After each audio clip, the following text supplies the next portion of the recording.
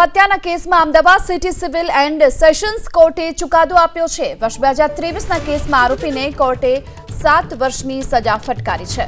આરોપી ઇમરાન શેખ અને મોશિન શેખને 7 વર્ષની સજા આપવામાં આવી। 7 વર્ષની સજાની સાથોસાથ જો કે આ બંને આરોપીને 1 લાખનો દંડ પણ ફટકારવામાં આવ્યો છે। તો રાજ્યમાં ગૌ હત્યાના કેસમાં Ahmedabad city civil and sessions કોર્ટે મહત્વનો ચુકાદો આપ્યો છે। વર્ષ 2023નો આ કેસ છે, જ્યારે હાલ આ સમગ્ર મામલાને લઈ અને 7 વર્ષની સજા કોર્ટે ફટકારી છે અને 1 લાખનો દંડ પણ આપ્યો છે।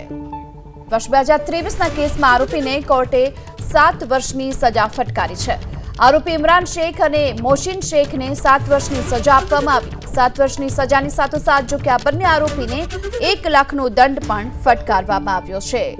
તો રાજ્યમાં ગૌ હત્યાના કેસમાં Ahmedabad city civil and sessions કોર્ટે મહત્વનો ચુકાદો આપ્યો છે। વર્ષ 2023નો આ કેસ છે, જ્યારે હાલ આ સમગ્ર મામલાને લઈ અને 7 વર્ષની સજા કોર્ટે ફટકારી છે અને 1 લાખનો દંડ પણ આપ્યો છે।